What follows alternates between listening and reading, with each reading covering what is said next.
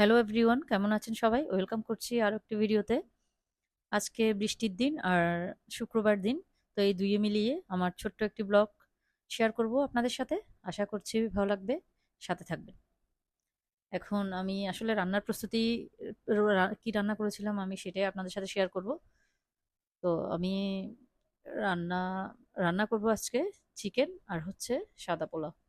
তো চিকেনের জন্য আমি এখন কড়াইয়ে তেল দিয়ে আলুটা একটু ভেজে নিচ্ছিলাম, কারণ আসলে আমি আজকে রান্না করব দেশি মুরগির ঝোল। তো এটার সাথে একটু আলু দিলে, মুরগির সাথে একটু আলু দিলে ভালোই লাগে।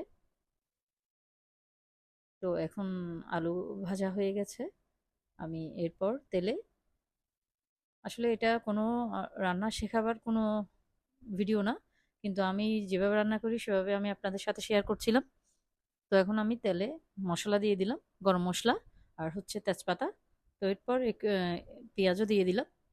এরপর পেঁয়াজগুলো একটু ভাজা হয়ে আসলে আদা রসুন দিয়ে আর একটু ভেজে নিচ্ছিলাম, যাতে আদা আর রসুনের কাঁচা গন্ধটা চলে যায়। তারপর হলুদ মরিচ মশলা জিরার গুঁড়া আমি সব কিছুই দিয়ে দিলাম। সব কিছু আগে একটা ডিশে নিয়েছিলাম, তো দিয়ে দিলাম। এবার একটু কষাচ্ছিলাম মশলাগুলো, আসলে মশলা যত কষানো যাবে ততই ভালো। তো এরপর মশলা যখন কষে আসছে আমি চিকেনগুলো দিয়ে দিলাম। আসলে আমার হচ্ছে সুন্দর সুন্দর ডেকচিতে রান্না করতে অনেক ভালো লাগে, আর বিশেষ করে স্টিলের জিনিসগুলোতে রান্না করতে অনেক ভালো লাগে।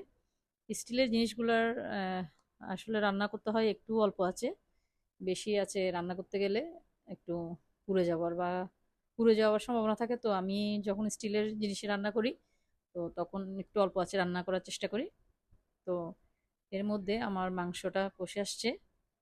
তো মাংস কষে কষানোর পর আমি জল দিয়ে দিব এবার। তো একটু ঝোল ঝোল করে রান্না করব, কারণ দেশি মুরগির ঝোল আর আলু খেতে আসলে বেশি ভালো লাগে। তো এবার আমি রান্না করব সাদা কাঁচা পোলাও। চাল ভাজার কোনো ঝামেলা ছাড়াই আমি পোলাও রান্না করি। আসলে বাসায় প্রায় সময় আমি এটাই রান্না করি, কারণ চাল ভেজে রান্না করার চাইতে চাল ভেজে রান্না করলে যেরকম টেস্ট হয়, কিন্তু এটা তেমন একটা খারাপ হয় না, ভালোই লাগে খেতে। তো আমি আসলে চালটা দিয়ে দিয়েছিলাম একেবারে, তো পানিও পরিমাপ মতো দিয়ে দিয়েছি। এরপর আমি যথারীতি দিয়ে দিলাম গরম মশলা আর হচ্ছে তেজপাতা, আর দিয়ে দিলাম একটু লবণ আর একটু চিনি, আর অবশ্যই যেটা সবচেয়ে বেশি প্রয়োজন হবে তেল। আর আমি সাদা পোলাও সাধারণত যখন আমি বাসায় রান্না করি তখন কোনো ঘি দিই না, কারণ আসলে স্বাস্থ্যেরও একটা ব্যাপার থাকে। তো ওই কাঁচা তেলে অল্প তেলে রান্না করার চেষ্টা করি। কিন্তু তো এখন প্রায় হয়ে গেছে আমার ভাত। তো এরকম যে পর্যায়ে চলে আসলে আমি গ্যাসটা একদম ছোট করে দিয়েছি, জালটা। তো প্রায় হয়ে গেছে আমার। একটু দমেও রাখিনি, আসলে এরকমই আমি পানির মাপটা ঠিক ঠিক থাকলে তখন আর মানে ভাত ঠিকই হয়।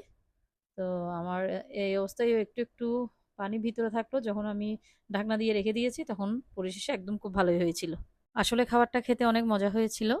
তো দুপুরে ছিল আমার সিম্পল রান্না, চিকেন আর সাদা পোলাও।